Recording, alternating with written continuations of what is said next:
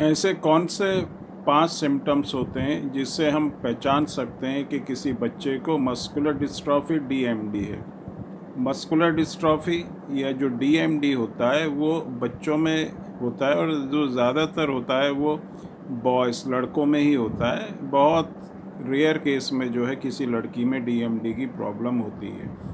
इसमें जो एक और जो चीज़ है, जो सिम्टम इसके दिखाई देते हैं डीएमडी के, वो जब बच्चा 2 से 3 साल का होता है तो उसमें सिम्टम दिखाई देने लगते हैं। लेकिन वो ऐसे कौन से लक्षण हैं, कौन से सिम्टम्स हैं जिससे हम पहचान सकते हैं कि किसी बच्चे को मस्कुलर डिस्ट्रॉफी है। अगर इस तरह के सिम्टम्स दिखाई देते हैं तो हो सकता है कि बच्चे को मस्कुलर डिस्ट्रॉफी हो। इसमें जो पहली चीज़ होती है, जो ध्यान में रखने वाली चीज़ होती है, वो ये कि टाइम के साथ साथ प्रॉब्लम का बढ़ना। बच्चे को चलने में प्रॉब्लम होना, स्टार्टिंग में जैसे बच्चे को चलने में प्रॉब्लम होगी लेकिन वो टाइम के साथ साथ बढ़ती रहेगी। प्रोग्रेसिव, अगर आप इस तरह की प्रॉब्लम अपने किसी बच्चे में नोट करते हैं कि जो बच्चा पहले चल रहा था, 3 साल 4 साल का बच्चा था, वो चल रहा था लेकिन अब उसको चलने में प्रॉब्लम हो रही है और ये जो प्रॉब्लम है ये बढ़ रही है, प्रोग्रेसिव प्रॉब्लम है, डिजीज़ है, तो ये एक सिम्टम होता है मस्कुलर डिस्ट्रॉफी डीएमडी का।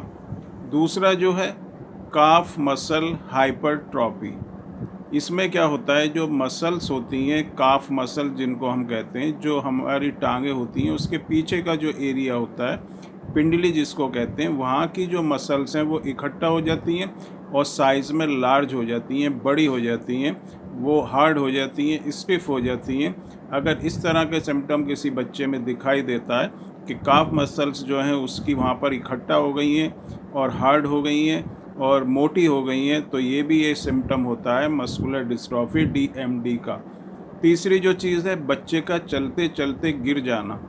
अगर बच्चा आपका चल रहा है और चलते चलते कहीं पर ऊंचा नीचा हुआ, डिसबैलेंस होता है बच्चा, तो वो गिर जाता है, तो ये तीसरा सिम्टम होता है मस्कुलर डिस्ट्रॉफी डीएमडी का।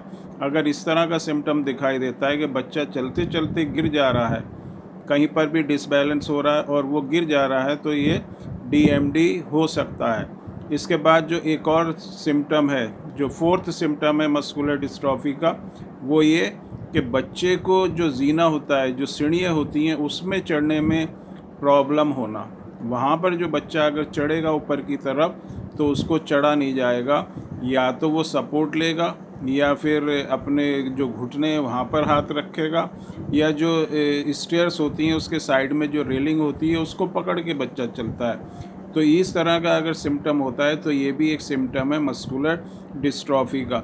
और जो नेक्स्ट सिम्टम होता है मस्कुलर डिस्ट्रॉफी का, वो ये कि बच्चे मस्कुलर डिस्ट्रॉफी डीएमडी के जो पेशेंट होते हैं, बच्चे होते हैं, वो एड़ी उठाकर चलने लगते हैं, वो अपने पंजों पर चलने लगते हैं। अगर बच्चा इस तरह से चलता है, एड़ी को उठाता है और पंजे पर चलता है, तो ये भी एक सिम्टम होता है मस्कुलर डिस्ट्रॉफी। तो इस तरह के सिम्टम्स अगर किसी बच्चे में दिखाई देते हैं तो बहुत मुमकिन है कि उस बच्चे को मस्कुलर डिस्ट्रॉफी या डीएमडी हो सकती है।